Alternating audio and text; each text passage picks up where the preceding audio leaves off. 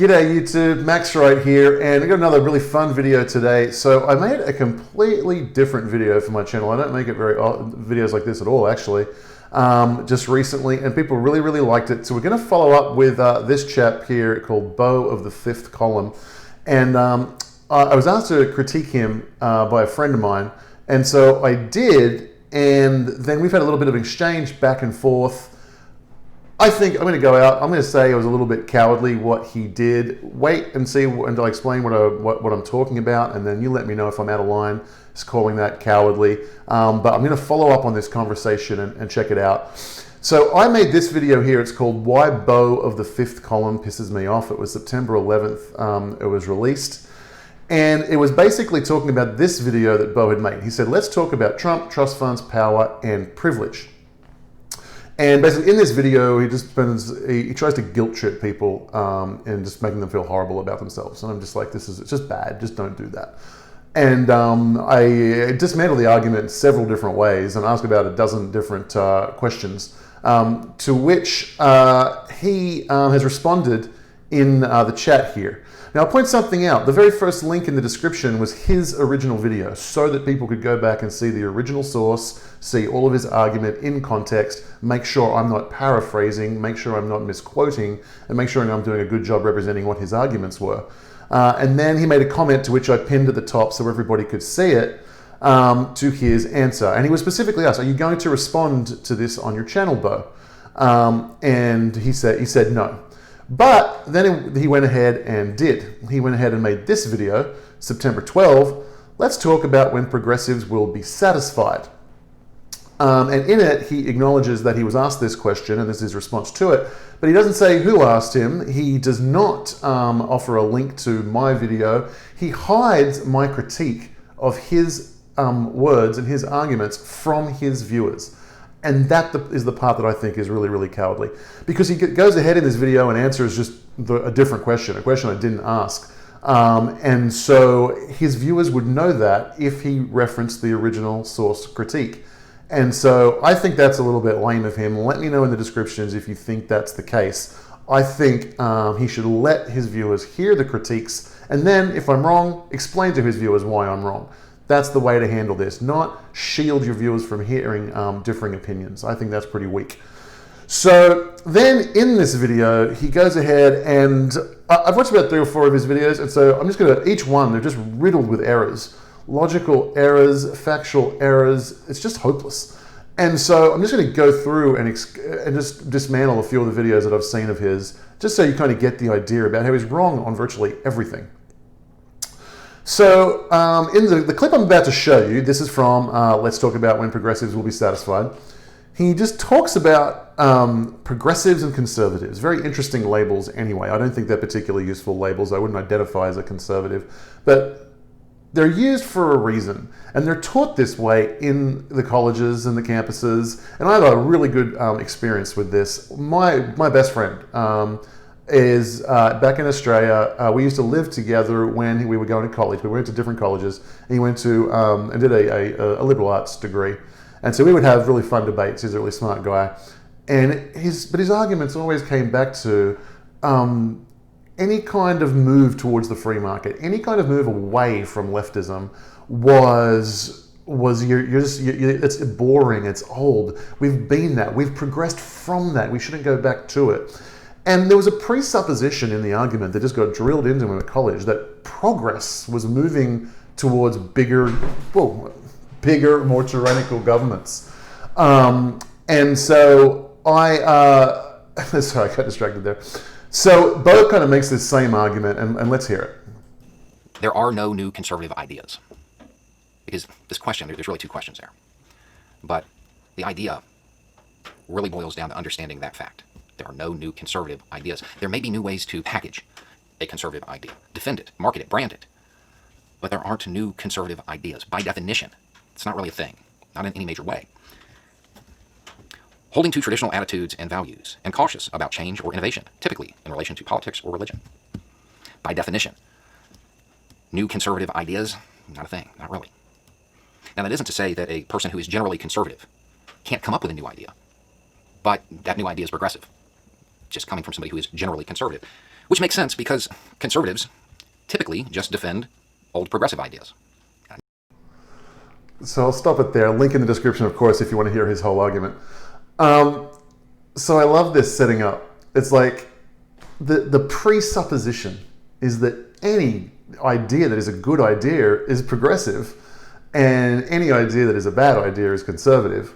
And so if a conservative has a good idea, then he's acting like a progressive. It's like having a debate. Let's debate if flims are better than flums. And we'll define flims as anytime anyone does anything good, and we'll try to define flums as anytime anyone does anything bad. It's a ridiculous debate because they've destroyed the language. Of course, if you define conservative as just being this, yeah, I just want to stick, status quo, I don't want to do anything, move in any direction, create any change whatsoever. Of course, that sounds boring and lame, and no one would want to identify that. I don't know anybody who wants to do that. The truth is there is a war. You've got this problem. It's just this constant scale. We've got the same with the left-right. They've destroyed the language so much, left-right. You've got the left-right scale. On the one hand, extreme left would be considered Stalin, Mao. Okay, on extreme right would be considered Hitler. And so they're almost identical. You've got extreme totalitarian. The government is the ruler of all. Citizens have no say. The massive advocates of redistribution of wealth. Nazism has 25 planks. There's 25 planks of Nazism as laid out by Hitler, and 10 of them are copy and pasted from the Communist Manifesto, and then there's another 15 racist nonsense added on top. They're completely almost identical. Nazism stands for the National Socialist Party. Communism over here. This is the scale you've got to work in, and then if you're anything else, you're somewhere in the middle. It's like okay, on a scale of 15,000 degrees to 10,000 degrees, where's 4? Oh, it's in the middle, it's moderate. You can't have political debates with these ridiculous scales, defining conservatism as never having a good idea, and progressives of always the ones having a good idea. Which way's better? They just destroy the language. There's one scale that is, there are other ways to measure politics, but there's one scale that is just very, very simple, very, very real, and can be, I'm missing a word here, but anyway, it is an actual fact. And the scale is 0% government to 100% government. That is something that you can actually measure. On that scale, you see that Nazism and communism are at the same end of the scale, which makes sense because they're almost identical. On the 0% scale, you just have absolute laissez-faire economy, no government intervention whatsoever in both social issues and economic issues. That's a scale that you can actually use. And when you see it through that lens, which is an actually useful lens you can actually measure, this concept of conservatives and progressives, what you really see is progressives are fighting to take you towards the totalitarian end of the government, of the scale, where all of their initiatives are bigger government, more money flowing through Washington, higher taxes, more redistribution, more involvement in your life for the most part. And conservatives, generally for the most part, although not always, are trying to go towards zero government. On the economic scale, this is almost universally true. They're trying to get less government, less bureaucracy, less annoyance, less power to all the three-letter agencies, and let's go back to free market solutions. And all of our ideas, that we have lots of ideas to go back in that direction because that is where we are fighting to get to. And so to claim that there are no new ideas in conservative is it's just ridiculous. They're just so off. But there's the only way they can have conversations is to break these words to where the words are meaningless. Let's define conservatism as shit, and now let's argue if the conservatism is good or not. It's pathetic. I'll leave that one there. Let's move on to another video who did. What's this one? Let's talk about Trump, Biden, civics, and funding the police. I just had I had a fear that I wasn't recording this, but I am.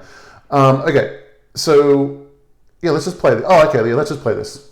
We're going to do this because Donald Trump keeps bringing something up and talking about it over and over and over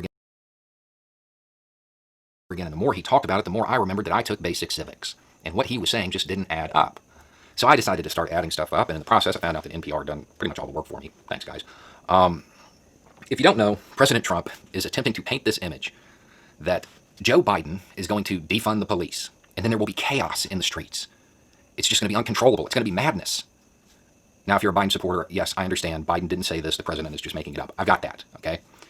But let's just pretend for a moment that Biden does. he becomes president, and then he defunds the police to the best of his ability.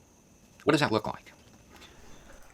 So I'll leave that here, and what he does is he goes ahead and adds up all of the different federal funding of police. For those of you who don't know, police is generally administered at the state level, at the city level, and not so much at the federal level. So he adds up what the federal contribution to the money is, and it's not that much compared to the locals, the local and state governments. And then his conclusion is here. So you add all of this up, you get a whopping $2.6 billion. That's enough to run NYPD for about 3 months. The feds don't fund your local department. That's not a thing. Even if Joe Biden cut off all the assistance, it wouldn't matter. That's not where they get their money. Okay. So the argument is two things. It's Trump and others are not justified in thinking he's going to defund the police because he hasn't said it. Well, we have this issue, long-standing tradition in politics, that when it comes to during the primaries, they kind of cater to their bases. Then during the general election, they come towards the middle, both sides do this, and then once they get into office, they go back to what their real agenda is. So Biden knows it's a very unpopular idea, as does Kamala Harris, even though in varying different ways they've hinted at it, gone towards it, but they haven't outright said they wanted to defund the police. But certainly, it is a very progressive idea. Portland, Massachusetts, Oregon, all this kind of stuff, right? Washington State, they're all going down this path. So it is a very, very real concern. Now, he talks about, he's done a civics lesson, and he knows that the police are funded and done and administered by the states. Well, this is true and was true once upon a time, and is technically true now. However, things are a little bit different. This is from an article from governing.com, a leftist website, judging by first article I've ever read on here, but judging by the tone with which this was written, it was leftist. How Obama changed the relationship between Washington, the states, and the cities. Now, to be fair, as we go through this, Obama didn't start this. I think he massively accelerated it, but I don't think he started it. And Trump continued. I'm going to do both sides of the argument for intellectual integrity. But I just want to read this paragraph here. So after the stimulus package, 2008-2009, responding to the global financial crisis, we have this paragraph. On the other hand, the stimulus package demonstrated that a light touch could lead to big results at the state and local level, even without the partnership Obama originally envisioned. The best known example was Race to the Top, a contest among states to get a share of $4.35 billion in federal school funding. The catch was that, to stand a good chance of getting this money, states had to adopt education policies at the Obama administration that the Obama administration backed, such as a few different things. Now, you'll notice when we pay taxes, we generally, the vast majority of it, we pay to the IRS. That's at the federal level. The federal government then gives those tax monies to the states, and then the states administer their different programs, education, police, and lots of others. But it happened before Obama, it happened a lot on Obama's watch. What they do is the federal government, because of these activist judges at the Supreme Court, it's supposed to not be this way, but because of the breakdown of the Constitution, because of activist judges on the Supreme Court, they started allowing this. And the precedent gets set and it gets worse and worse with each administration, and the concentration of power goes through the federal government, and they start withholding their money unless you do the will of the federal government. So even though education, even though the police are administered at the state level, and yes, they set the budgets, and yes, they should set the standards and the rules, what happens is that power is concentrating in the federal government because they are holding back funds unless you do their will. And right here, as I said, I would be fair and do the other side. Trump threatens to cut federal funds from schools that don't reopen.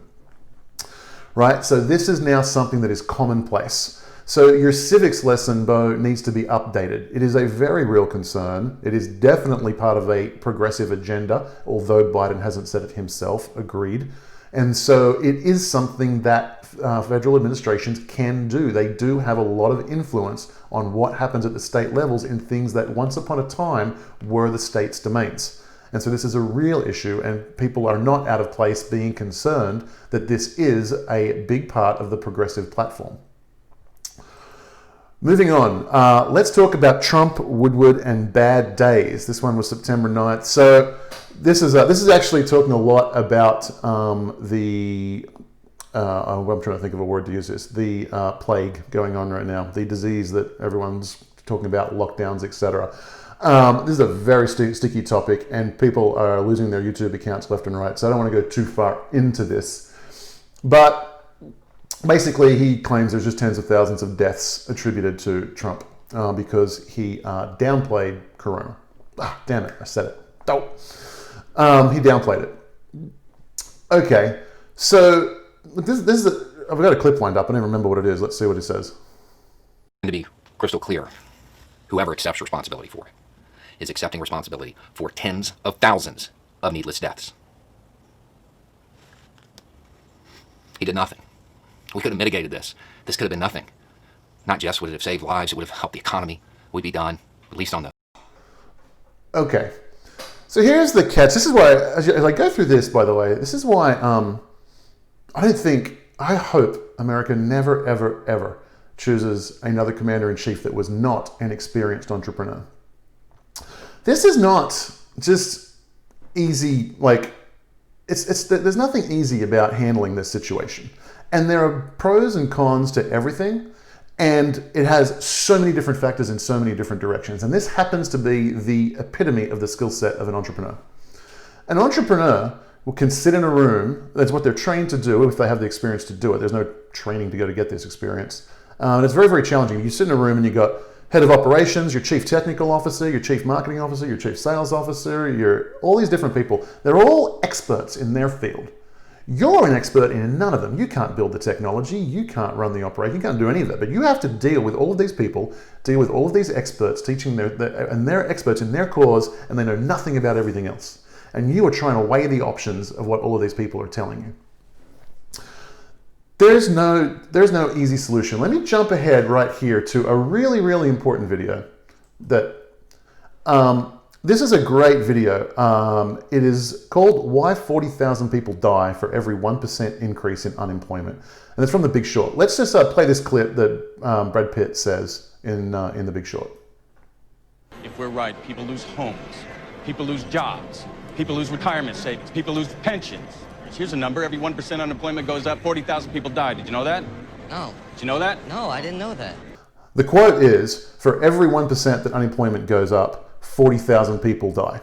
And this guy has made a whole video, goes for about 12 minutes explaining this. It's a really good video. I highly suggest you check it out. So we all know as a result of what's happened with lockdowns that unemployment has skyrocketed. It's absolutely decimated the economy, gone up many, many, many, many times. We have the unemployment rates here. Now this only goes to 2019. But we were on this incredible trend of lowering unemployment rate, and then it's absolutely skyrocketed. For every 1% unemployment goes up, 40,000 people die. What we're talking about is the lockdowns have caused tens of thousands, in fact, hundreds of thousands of deaths. And this is what I'm talking about. See, any fool can just, I read this medical report by the medical professional, and he said if you don't lock down, people are going to die. Yeah. Get it, people are going to die. But as an entrepreneur, as a chief executive, you have to be able to say, okay, what are you saying over there? And I can just imagine Trump sitting in the war room or whatever room when this information's coming in.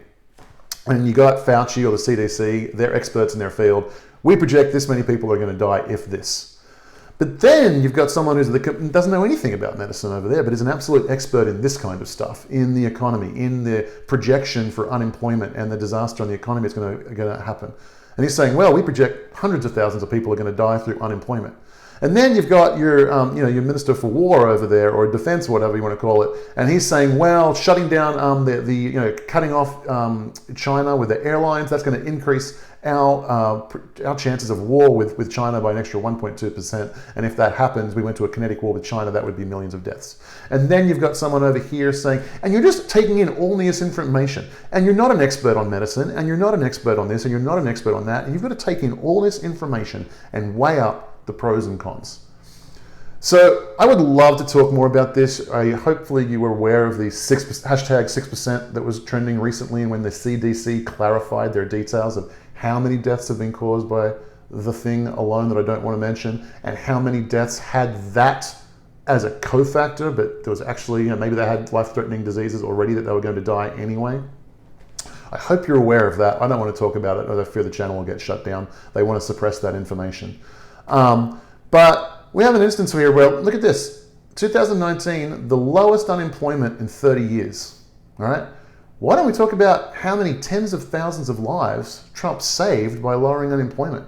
Why don't we talk about that? Why don't we talk about, I wish he had downplayed it more, because the number of lives saved by the lockdowns that we had has been way worse than the number of deaths caused by the amount of unemployment created and things like that.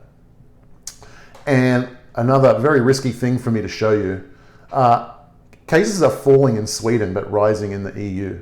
So we have over here, the blue line is the number of deaths caused by the thing I dare not mention in Sweden. And you can see it's been going down significantly. Everywhere else is going up. Everywhere else had severe lockdowns, even worse than in the US in these places. And Sweden went hands off, we're not doing anything. And their number of cases of it are falling down. Maybe they've hit herd immunity already, and they didn't destroy the economy, and they didn't cause the massive amount of dislocation that happens as a result. And going back to this video, if you want to understand what 40,000 people die every time 1% unemployment goes up, why? What happens? This video breaks it all down category by category. It's really, really incredible. And that doesn't even take into account the sadness and misery and suffering, the homelessness. That's not in there. How many people can't pay their mortgage, have lost that as a result of lockdowns, the destruction of the economy that we're going to feel for years and years and years to come. We'll be counting the death toll of lockdowns for a decade, I predict. I doesn't want to talk about that. Doesn't want to see the other side of the equation, the very, very difficult choices that chief executives have to make. I hire a chief technical officer, and it's like, I need this website and this application built. And I don't know a damn thing about the tech side of thing. And I'm just going to trust this guy. And it's very, very hard to hire and fire and understand their motivation. Are they being lazy? Are they just trying to do the quickest thing possible? Are they producing good quality product? And I've got to do that with the tech guy, with the CFO, with all the different verticals in the business. And I'm an expert in none, understanding many. By the way, I don't want to mislead people here. I actually hate having large organizations. I run a very small operation with like 1 or 2 people tops. So I'm using it as an example. I have run larger organizations, but not nothing significant. So yeah, I'm going to leave it there. This channel is just wrong, video after video after video. And I don't know. I wonder if he will have the courage to let his viewers see his critiques and then dismantle my arguments. Tell me why I'm wrong. I'll certainly share it with my viewers. We'll see if he has the courage to do that. Guys, take care. Remember, like, share, subscribe, do all the things I need to help the channel grow. Love you, and I'll see you soon.